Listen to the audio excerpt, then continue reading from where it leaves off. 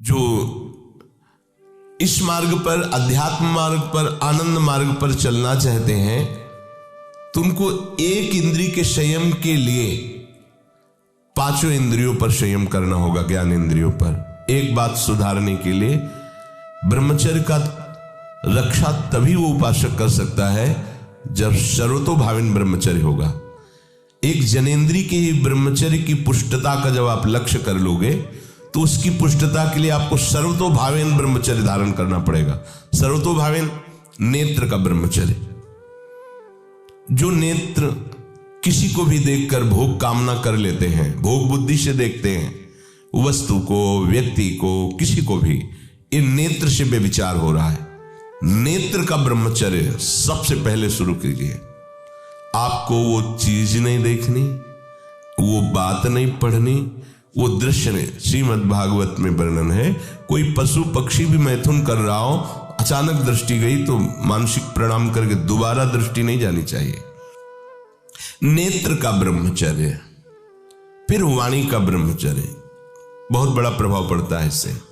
यदि आप जबान से अश्लील बातें, गंदी बातें, कामुक बातें करेंगे तो आप ब्रह्मचर्य रह ही नहीं सकते। अगर आप वाणी से परस्पर शरीर आकर्षण वाली बातें करेंगे, उसको देखा तुमने क्या, बस आप गए।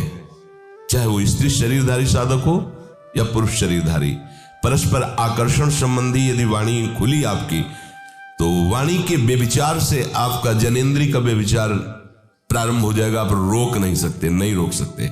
इसलिए वाणी से भी कोई ऐसी वार्ता ना कीजिए जिससे आपके अंदर काम वेदना बढ़े। श्रवणेन्द्रिय का, कान से गंदी बातें, बेविचार की बातें, कामुक बातें सुनना जिससे हमारे हृदय में कामना जग जाए, बिल्कुल नहीं। धर्म की बात, अपने आराध्य देव की बात, शास्त्र सम्मत बात हम श्रवण करें। अन्यथा अगर कोई ऐसा मित्र है या हमारा साथ में रहने वाला है, कोई किसी भी साधक की को लेकर बात कर रहा है, तो भी हमें कान में उंगली डाले नहीं। हम कोई ईश्वर थोड़ी कि हम किसी को संभाल लेंगे, हम अपने को नहीं संभाल पा रहे, हमारे सामने किसी की बात मत करो। ऐसी करना है तो प्रभु की चर्चा करो, अन्यथा मत करो। तो अगर आप श्रवणेन्द्रिय का ब्रह्मचर्य, वाकेंद्रिय का ब्रह्मचर्य, नेत्रेंद्रिय का ब्रह्मचर्य और त्वगेंद्रिय का ब्रह्मचर्य, अनावश्यक किसी को स्पर्श मत करो, तो हमारी त्वगेंद्रिय का बेविचार ना होने पावे। सहसा किसी का स्पर्श, किसी की भी अगर सेवा करने का सौभाग्य मिले, फिर उसमें ये प्रश्न नहीं उठता। अगर कोई गिरा पड़ा है भला ऐसी स्थिति में कि मुझे अत्यंत आवश्यक है उसे उठाना, अगर नहीं उठाते तो वो कष्ट पा रहा, अचानक कोई गिर जाए, फिर हम ये नहीं देखेंगे, फिर ये हम सूत्र नहीं स्वीकार करेंगे कि अब हम तो ब्रह्मचारी हैं, अब हम खड़े खड़े देख, नहीं, उसको अत्यंत आवश्यकता है हमारी। अब उस समय हम भूल गए अपने आप को और उसको उठा करके अगर हमें अस्पताल ले जाना, अस्पताल ले जाएंगे, जरूरत है हम उसकी सेवा करेंगे। ये सेवा के समय इस सूत्र को न देखा जाए, पर ध्यान रखें, अत्यंत आवश्यक जहां आपके सिवा नहीं हो सकता, वहां अगर हमें ऐसा अवसर मिलता है कि सेवा उसे हो सकती है, तो हम पहले उसे प्रेरित करेंगे। उपासक को ये बात समझनी चाहिए, मन को समझाना चाहिए, सच्ची मानी, मतलब वाणी में शब्द नहीं होता इन बातों को बताने का, यदि कहीं मन को समझाना चाहिए। देखो, अपने लोग उपासक हैं, हम जहां जहां आसक्त हो रहे हैं उसमें हमारे मन का केवल भ्रम है। शरीर के द्वारों में कहीं सुख है, घृणित द्वारों में कहीं सुख है। अगर सुख होता तो इनके भोगने के बाद हृदय कह देता कि अब कछुनाथ न चाहिए मोरे, शांत हो जाता। फिर ऐसा क्यों होता है कि उसको एक जगह तृप्ति नहीं होती, क्योंकि वहां सुख है नहीं। फिर सोचता है शायद उसमें हो, उसमें हो, उसमें हो। पूरे के पूरे युग के युग व्यतीत हो गए, कल्प के कल्प व्यतीत हो गए भोगते हुए, क्या सुख मिला? क्या स्त्री शरीर सोचता है पुरुष शरीर में सुख है, पुरुष शरीर सोचता है स्त्री शरीर में सुख है, या आदि आदि। अगर सुख होता तो पूरे ब्रह्मांड में पशु पक्षी कीड़ा मकोड़ा सब मैथुन धर्म से युक्त हैं, ये सब सुखी हो जाते हैं ना। जो जितना भोगा सकते उतना ही दुखी, देख लो, अशांत, क्लिष्ट, परेशान और पापाचरण युक्त। ये क्या है? मन को समझाइए। वैरागी भगवत मार्ग का पथिक मन के द्वारा ऑपरेशन करता है हर वस्तु का। ये सब, इसको ऐसा ना समझे कि बड़ी गुप्त बातें हैं। गुप्त बातें हैं प्रिया प्रीतम के दिव्य चिदानंद में रहस्य की। ये गुप्त बातें नहीं, इनको समझो खोल करके। यदि आप किसी भी तरह से हस्तमैथुन आदि के द्वारा, गंदे दृश्य देख करके, गंदी क्रियाओं के द्वारा आप अपना नाश करते रहेंगे तो ना आप इस लोक में सुखी रहेंगे ना परलोक में। मान लीजिएगा, ये बातें ना तो कही जाती हैं और ना सुनी जाती हैं और ना समझी जाती हैं। इसीलिए हमारा बहुत ही आगे की पीढ़ी जो सनातन धर्मावलंबी, जो भागवत, हर देश से महान भारत देश को क्यों कहा गया? ऐसा भी है कि अन्य देश स्वीकार किया जाता है कि वो हमसे धनी है, स्वीकार किया जाता है कि वैज्ञानिक तत्वों में भी वो हमसे आगे हैं, पर भारत को महान धर्मशाली देश कहा गया है।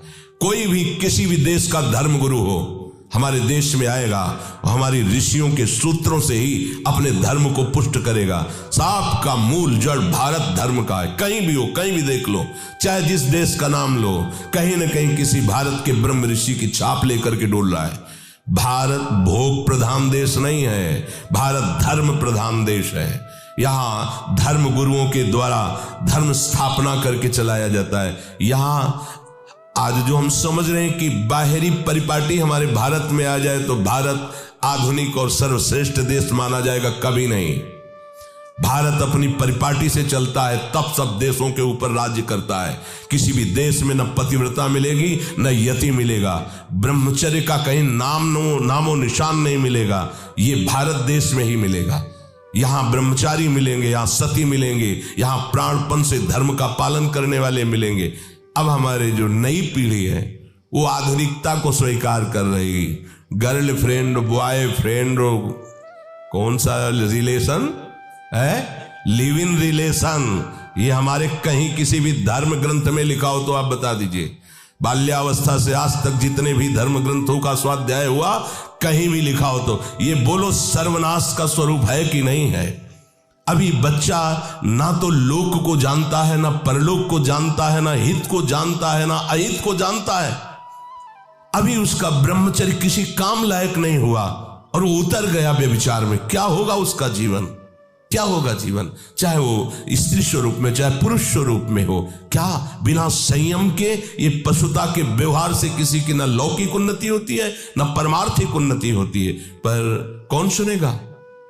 यही कहा जाएगा पुराने जमाने के शास्त्रों को केवल वर्णन कर रहे हैं, ये क्या जाने आधुनिक जमाने को।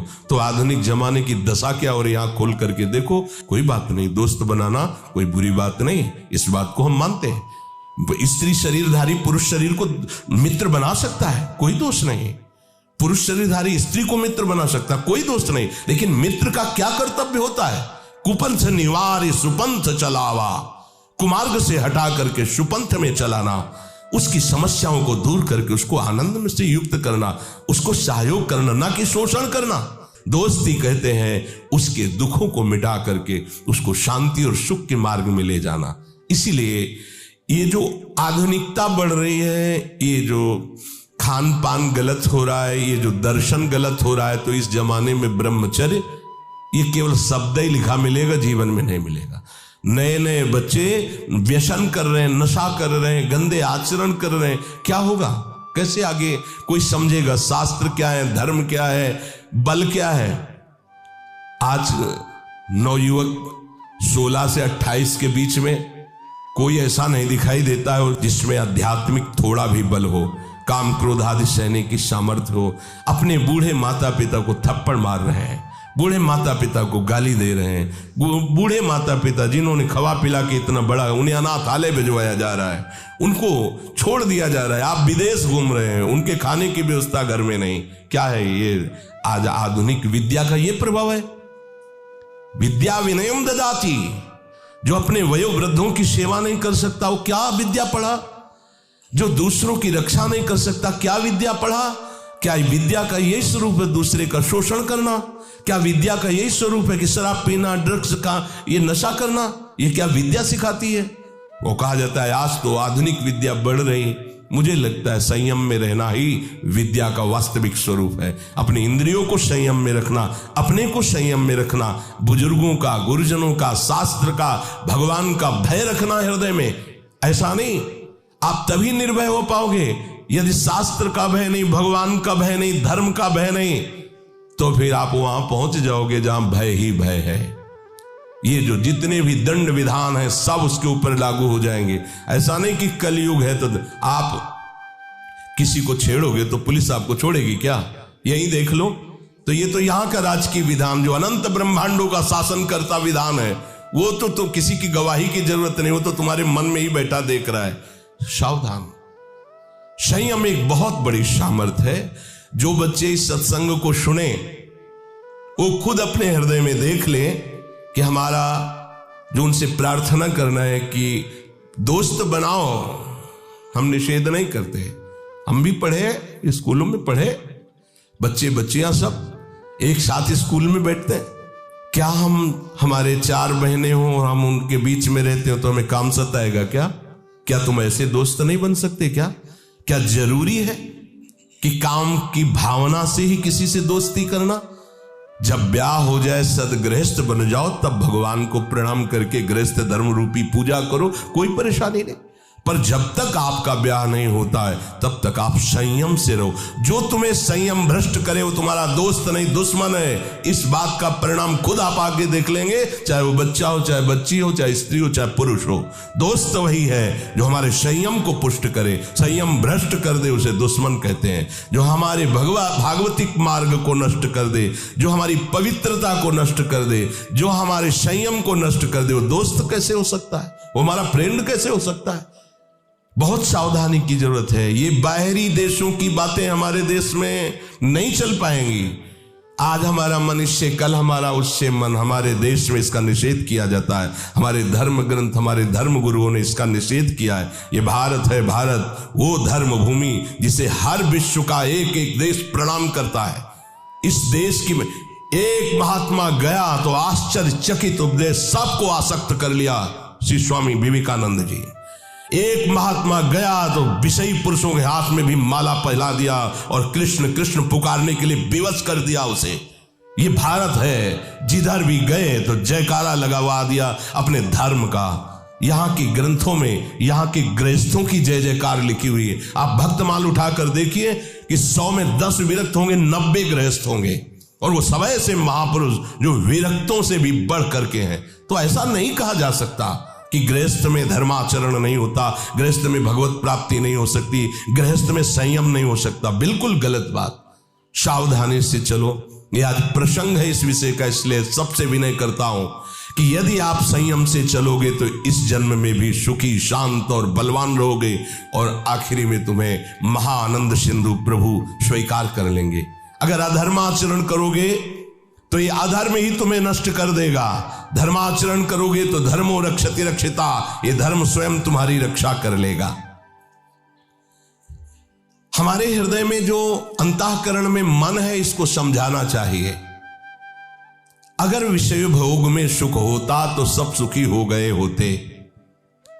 उर्वशी जो भगवान नारायण की जंघा से प्रकट हुई और काम को भी मोहित करने की सामर्थ्य रखती है, महाराज पुररवा ने पत्नी रूप से उसे स्वीकार किया। इतने प्रतापी और पुण्यवान थे। परिणाम क्या हुआ? पागल बने घूम रहे थे। भगवत कृपा से जब ज्ञान हुआ तो उनका आज तक मुझे तृप्ति नहीं हुई, मैं पुरुष सिंह और राजर्षि कहलाया, मेरी क्या दुर्दशा हो गई। वर्णन एकादश स्कंद में आप पढ़ के देख लीजिए। महाराज ययाति भगवान शुक्राचार्य की पुत्री देवयानी से ब्याह हुआ, पर शर्मिष्ठा में भी आसक्त हुए और अपने पुत्र की 1000 वर्ष जवानी का भोग किया। फिर घृणित भाव से विषयों का त्याग किया कि क्या अपने पुत्र की आयु तक का भोग कर डाला, मिला कुछ नहीं। किसको मिल सकता है ही नहीं, केवल भ्रम। चलो, जो भ्रम में फंसे हैं भगवान उनकी रक्षा करें, पर आप लोग तो भगवत कृपा पात्र और भगवत मार्ग के पथिक हैं, तो संयम पर आप आइए। आप अपने मन को ब्रह्मचारी बनाइए, प्रियालाल के सिवा मन का और विषयों में जाना, ये मन का व्यभिचार है। प्रियालाल सुख समुद्र है, इसके सिवा और कुछ सोचना कि इसमें सुख है, बुद्धि का व्यभिचार है। अगर बुद्धि ये निश्चय की हुई कि श्यामा श्याम के नाम रूप लीला धाम के सिवा कहीं सुख नहीं, ये बुद्धि का ब्रह्मचर्य है। निरंतर अपने आराध्य देव के चिंतन में डूबा, ये चित्त का ब्रह्मचर्य है। और चित्त विषयों का चिंतन कर रहा है, शब्द स्पर्श रूप रस गंध का, ये चित्त का व्यभिचार है। और मैं पुरुष हूं, मैं भोगता हूं, ये अहंकार का व्यभिचार है। और मैं प्रियालाल का दास हूं, ये अहंकार का ब्रह्मचर्य है। अंतःकरण ब्रह्मचारी, इंद्रिय ब्रह्मचारी, फिर आपको कोई परास्त ही नहीं कर सकता। आपका स्वभाव हो जाएगा ब्रह्मचारी व्रत स्थिता। ब्रह्मचर्य रक्षा के लिए पहला तो ये निश्चय करना होगा कि आपकी वीर में महत्व बुद्धि हो जाए। जिसे आप व्यर्थ समझ रहे हैं वो बहुत बड़ी जीवनी शक्ति है। चाहे जितना आप उसको निकालते रहिए, आपको सुख कभी नहीं मिलेगा, दुख बढ़ता चला जाएगा। और आप थोड़े दिन ब्रह्मचर्य रह के देखिए, जब आप ऐसी क्रियाओं से युक्त होने के बाद ब्रह्मचर्य रहेंगे तो कुछ समय तक आप बिल्कुल ब्रह्मचर्य नहीं रह पाएंगे। पहले समझ लीजिए, स्वाभाविक आपका वीर स्खलित होता रहेगा बिना किसी चेष्टा के, कई तरह से। अब आपको घबराना नहीं, पर कोई क्रिया नहीं करनी है और संयम से रहना है। ये जितनी बातें पीछे कही गई कि ये नहीं देखना, ये नहीं सुनना, कुछ दिन बाद आप देखोगे कि आपका ब्रह्मचर्य रुकने लगा है, लंबा अंतराय करने लगा है। ऐसे भी उपासक है जिनको 10-10 वर्ष हो जाते हैं, स्वप्न दोष नहीं होता। 10-10 वर्ष स्वप्न दोष ही नहीं होता। कभी ऐसी कोई विषम परिस्थिति, औषधि आदि का प्रभाव, कुप्रभाव, वो बात अलग की है। क्यों? जब तक आप उसे रास्ता नहीं देंगे तब तक वो निकलेगा नहीं। स्वाभाविक नहीं निकलने वाली ये वस्तु है।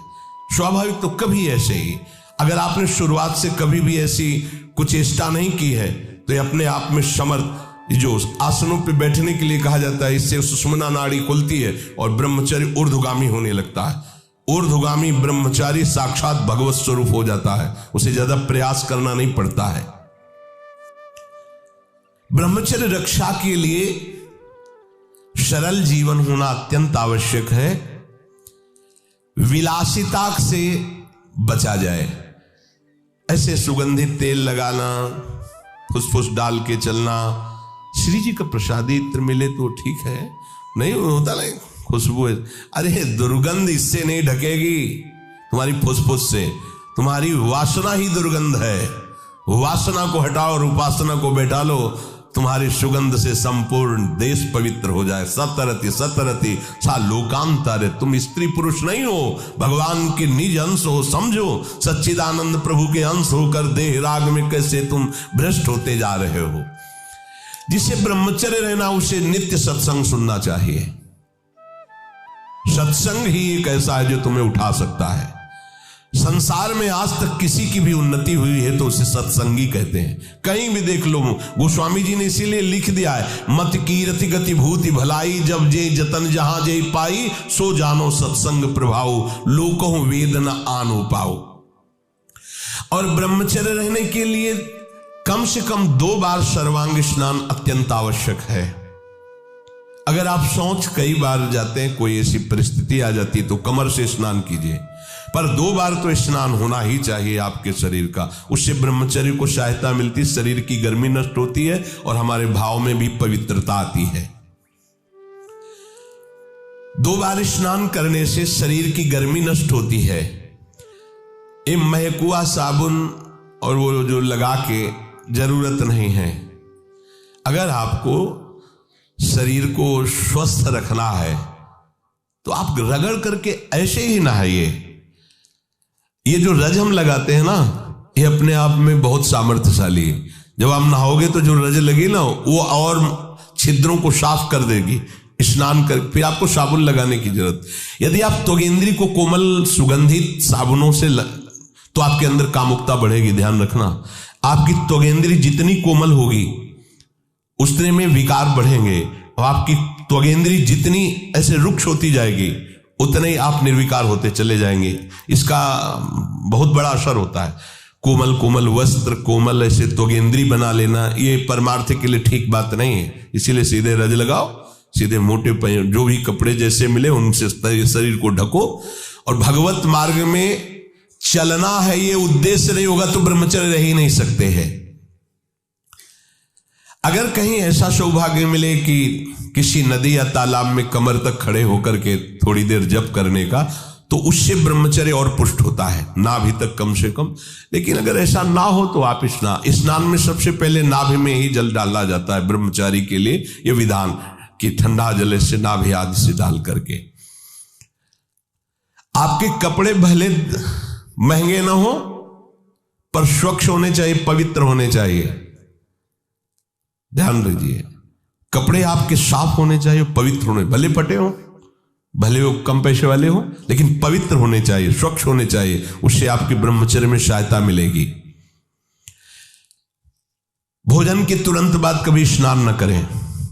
जैसे भोजन किया, शौच लग गई तो बस पेट में पानी नहीं, कमर के नीचे से, कमर से पवित्र। लेकिन भोजन, अगर भोजन पाया और तुरंत पानी डालोगे तो गर्मी सर्दी से आपके ब्रह्मचर्य पर हानि पहुंचा सकता है। यदि आपका पित्त बढ़ रहा है और शाम के भोजन की इच्छा नहीं, थोड़ी थोड़ी तो है, थोड़ी थोड़ी नहीं है, नहीं पाना चाहिए। अगर आप पाओगे तो पित्तवर्धन अधिक होगा, हीट अंदर बढ़ेगी और वो आपको ब्रह्मचर्य में हानि पहुंचा देगी। अधिक गर्म जल से स्नान करना ब्रह्मचारी के लिए हानिकारक है। गीजर का बहुत ठंडी है, आपको ऐसा लगता है तो एक नॉर्मल जल कर लीजिए कि ठंडा भी है और ठंडा नहीं भी है। धुआं उठ रहा है गर्मा गर्म, ये नहीं, ना गर्मा गर्म भोजन ना गर्मा गर्म जल से स्नान। अगर आप ऐसा गर्म जल से ही स्नान करेंगे तो आप बहुत कमजोर हो जाएंगे। ये बात समझिए, ये सब सुखद सामग्री नहीं है जो आप समझ रहे हो। प्रकृति का सीधे वार सहने की सामर्थ्य जब शरीर में तुम्हारे आएगी तो स्वाभाविक ब्रह्मचर्य पुष्ट होने लगेगा और उत्साह बढ़ने लगेगा ब्रह्मचर्य का। हम ये नहीं कहते कि आज से गीजर बंद, कल से नाक बहाओ, ऐसा नहीं कहते। उचित कर लो, इतना नहीं कि गरम गरम, ऐसा नहीं, उचित। स्नान के बाद शरीर को किसी वस्त्र से सर्वांग रगड़ करके पोछिए, साबुन लगाने की जरूरत नहीं, आपका शरीर साफ रहेगा। ब्रह्मचर्य के लिए भोजन में सुधार होना अत्यंत आवश्यक है। एक बार एक बादशाह ने भागवतिक श्रेष्ठ वैद्य को बुलाया और पूछा 24 घंटे में स्वस्थ शरीर के लिए कितना भोजन अनिवार्य है। तो उसने कहा 24 घंटे के लिए 39 तोला अन्न अत्यंत अनिवार्य है। 1 तोला 10 ग्राम, 39 तोला 390 ग्राम। 24 घंटे में आपके अंदर अन्न 390 ग्राम जाना चाहिए। इसके बाद उन्होंने कहा कि इतने से क्या होगा, तो हकीम बोला कि शरीर पोषण के लिए इससे ज्यादा की आवश्यकता नहीं है। इसके अलावा जो ज्यादा खाया जाता है वो आंतों को बोझा देता है, ब्रह्मचर्य की हानि करता है, भजन में प्रमाद करता है और उम्र को नष्ट करता है, समय को नष्ट करता है। कितना? 390 ग्राम 24 घंटे में, मतलब 2 रोटी 1 कटोरी दाल, बस, या आधा कटोरी दाल, आधा कटोरी सब्जी। ये स्वस्थ शरीर के लिए चाहिए, ये कोई साधु का आहार नहीं, ये स्वस्थ शरीर के लिए। बादशाह को उत्तर दिया उस भागवतिक वैद्य ने कि 39 तोला अन्न की केवल आवश्यकता है। देखो, इस पे विचार करो भाई। 390 ग्राम 24 घंटे में अन्न जाना चाहिए। इसके बाद थोड़ा दूध हो गया, थोड़ा पानी हो गया। 390 ग्राम मतलब 400 ग्राम भी पूरा नहीं, 24 घंटे में, दिन रात में। और इससे शरीर स्वस्थ रहेगा और आपकी आध्यात्मिक शक्ति बढ़ेगी। वही तो हम बार बार सत्संग में कहते हैं, ज्यादा भोजन जो है ये ठीक नहीं है और उचित भोजन लीजिए। तो आज ये उचित भोजन का भी प्रमाण मिल गया कि 39 तोला भोजन करना है। देखो, करके देखो एक बार। 39 तोला दोपहर में और 39 तोला शाम के। 2 बार में कर लीजिए। उपासक को आहार के लिए सावधान। इसके अलावा जो कुछ खाया जाता है वो सिर्फ हाथों को बोझा ढोने का काम दिया जाता है। 2 बार में संभल करके बुद्धिमान भाग्यवान उपासक इतने अन्न का ही सेवन करता है। 2 बार में 39 तोला की बात कह रहे हैं। 2 बार बुद्धिमान और भाग्यवान। और महामूर्ख और अभागा वो अधिक भरता है आंतों में। इसमें वाणी जी में लिखा महामूर्ख है वो, क्योंकि बेमतलब बोझा भरे जा रहे। देखो, भोजन तुम्हें तार देगा और भोजन तुम्हें मार देगा। तंदुरुस्ती के लिए, स्वस्थता के लिए और भजन के लिए जितना बताया गया उतना ही भोजन करना चाहिए। अब आहार में कह रहे हैं कि सात्विक आहार ही ब्रह्मचर्य को पुष्ट करता है, नहीं तो ब्रह्मचर्य को नष्ट कर देता है। राजसिक और तामसिक आहार ब्रह्मचारी व्रत निर्वाह के लिए नहीं लेना चाहिए। रसीला, हल्का मतलब सुपाच्य और मधुर, और गेहूं, चावल, जौ, साठी, मूंग, अरहर, चना, दूध, अल्प मात्रा में घी, चीनी, सेंधा नमक या पके हुए ऋतु फल, ये ब्रह्मचर्य में सहायक आहार है। समझ लेना। राजसिक आहार गर्मा गर्म धुआं निकलता हुआ नहीं पाना चाहिए, ये हानिकारक होता है। जैसे लोग नहीं होते गर्मा गर्म एकदम ऐसे, वो कितना भी सात्विक अन्न हो वो तामसिक बन जाएगा, उसे नहीं पाना चाहिए। कोई भी साधक कैसे, चाय भी पियो, थोड़ा सा हल्का सा उसका गर्मपन निकल जाए, एकदम धुआं निकलता हुआ नहीं, ऐसा। अब देखिए, त्याज्य आहार जो उपासक को नहीं करना चाहिए, अत्यंत गर्म कढ़ाई से निकला हुआ एकदम पकौड़ा गर्मा गर्म से, ये राक्षसी प्रवृत्ति है, नहीं पाना चाहिए। अच्छा, अपने लोगों को तो गर्मा गर्म भाग्य में नहीं लिखा है। क्यों? क्योंकि पहले प्रियाजू पाएंगे, तो प्रियाजू को गर्मा गर्म थोड़ी लगाएंगे। पहले योग्य उसको बनाओ पाने के, मतलब हल्का सा गर्म रह जाए, फिर श्री जी को भोग लगाओ, 20 मिनट भोग लगाओ, हो गया सब काम। इसके बाद प्रसाद रूप में पालो तो स्वाद वाली बात ही नहीं रह जाएगी, परम स्वाद आ जाएगा, क्योंकि प्रियाजू ने पाया है। अत्यंत उष्ण और लाल मिर्च पर ही एकदम तेल उतर आ रहा है सब्जी में, लाल लाल ऊपर नहीं होता जिससे ऐसे, ये ब्रह्मचर्य के लिए हानिकारक है। साधु, साधक, उपासक, चाहे गृहस्थ हो चाहे विरक्त, मत पाना लाल मिर्च पड़ी हुई और खूब ऑयल दिखाई दे रहा है ऊपर से, नहीं पाना। और अत्यंत नमकीन और अति अधिक मीठा, मीठा सात्विक में हो, ऊपर में वर्णन किया गया है, पर अधिक मीठा। अब पता चला गुलाब जामुन आ गए तो 10, 12, 15 तक कोई बात ही नहीं है। खीर आदि, हलवा आदि समेटते चले जा। भैया ये कोई गोदाम थोड़ी है, आते हैं थोड़ा उचित पाले हो गया। अब 400 वाली बात है तो जो अगर खीर अच्छी लगती है तो सब बंद कर दो, 400 ग्राम खीर पी लो। हलवा अच्छा लगता है तो ठीक है, कुछ मत लो, केवल हलवा ले लो, 400 ग्राम पालो, कोई बात नहीं, बिना औषधि के पच जाएगा। आप देख लेना, बहुत बढ़िया रहेगा और आप सात्विक रहेंगे, आपका चिंतन बनेगा, नींद नहीं आएगी। चटपटा नहीं, ये नींबू डाल करके, थोड़ी इमली डाल करके, थोड़ी आम का अमृत डाल करके, ऐसे ये साधु, ये बहुत खतरनाक ब्रह्मचर्य के लिए। आम का आमचूल, इमली, ये बहुत खतरनाक है, बिल्कुल नहीं, अपने खान पान में इनका प्रयोग नहीं होना चाहिए। और अत्यंत तेल युक्त गरिष्ठ पूड़ी, कचौड़ी, मालपुआ और हींग पड़ा हुआ निषेध है। भगवत मार्ग में ये हींग को निषेध किया गया है। जो 4 जगह उस ब्रह्म हत्या को विभाजित किया गया, वो शास्त्र में पढ़ा। एक था मरुभूमि, ऊषर भूमि, दूसरा था वृक्षों में गोन, तीसरा माताओं बहनों में मासिक धर्म, चौथा जल में फेन बुदबुदा। ये 4 जगह उससे विभाजित किया गया। ऐसे ही स्नान के लिए है कि जल में जब जाए तो ऐसे ऊपर की परत को ऐसे हटावे, भले कुछ नहीं, पर उसका सिद्धांत, तब डुबकी लगा, दोनों हाथ से ऐसे करके फिर डुबकी लगा। ऊषर भूमि में किसी भी मंगलानुष्ठान के लिए निषेध किया गया है, और वृक्षों की गोंद परमार्थिक उपासकों के लिए निषेध किया गया है, इसीलिए इसमें हींग को भी निषेध कर रहे हैं। और हींग वैसे ही बहुत गर्म तासीर होती है, अपने को नहीं पाना। प्याज, लहसुन, गाजर, उड़द, मसाला बाजार का बना हुआ जैसे मीट मसाला और सब ऐसे नहीं, ये नहीं।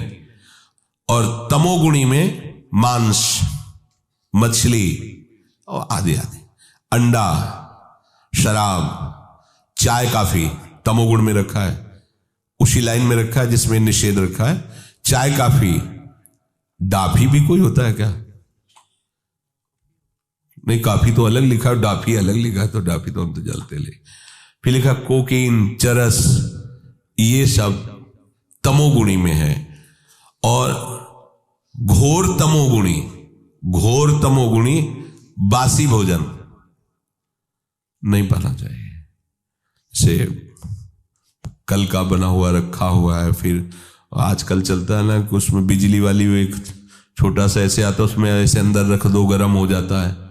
हाँ, ये साधु के लिए नहीं है तो उपवास कर लो, बढ़िया है। जब मिले तो ताजा भोजन, जो ताजा का मतलब कल परसों का, ऐसा नहीं कर पाना।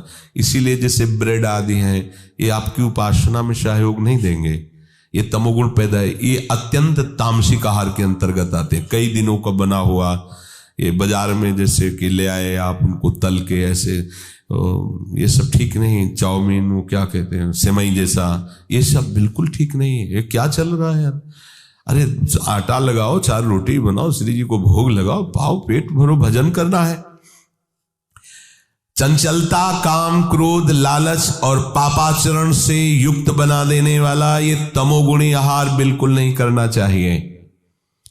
जो ब्रह्मचर्य व्रत में रहना चाहता हो उसको सावधान रहना चाहिए कि बासी, बाल पड़ा हुआ, मक्खी पड़ा हुआ, ये भोजन सब अत्यंत तमोगुण के अंतर्गत आता है।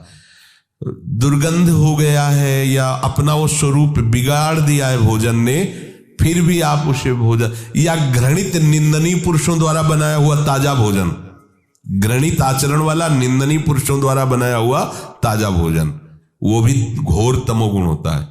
अब पीछे शीशा में जो सामान है वो तो बढ़िया चमकती हुई, लेकिन पीछे कैसे बन रही है, कैसे तुम्हें पता चलेगा कि बनाने वाला कौन है? बेचने वाला तो चंदन तिलक लगा के बैठ गया, सामने बॉक्स में बहुत अच्छी अच्छी उसकी पोजीशन दिखाई दे रही भोजन की, लेकिन पीछे जो बन रहा है वो कैसा पुरुष बनाने वाला है। इसलिए उपासक को खास बात ध्यान रखनी चाहिए कि मांग के भले किसी के यहां से पालो, लेकिन बाजार का भोजन नहीं ठीक है। आप समझो इस बात को, एक दिन पाओगे, 10 दिन के लिए तुम्हारी बुद्धि बिगड़ जाएगी। तामसिक आहार राक्षसी बुद्धि पैदा करता है, राक्षसी बुद्धि।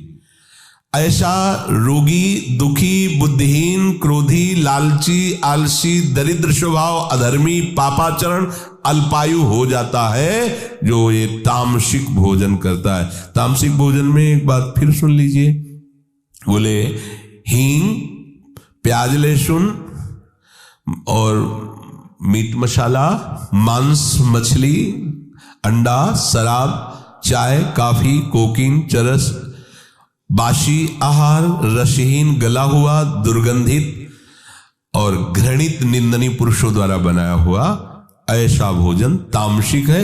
ये आपको ब्रह्मचर्य नहीं रहने देगा। दुखी, बुद्धिहीन, क्रोधी, लालची, आलसी, दरिद्र, अधर्मी, पापी और अल्पायु बना करके नरकगामी करेगा। ऐसे भोजन से बचा जाए। तो यदि हम ऐसे सावधानी से रहें तो भगवान कह रहे हैं प्रशांतात्मा विगतभिर ब्रह्मचारी व्रते स्थितः, वो भय रहित हो जाएगा, उसका हृदय परम शांत हो जाएगा और ब्रह्मचारी व्रत में स्थित हो जाएगा। शेष चर्चा के श्री राधा वल्लभ।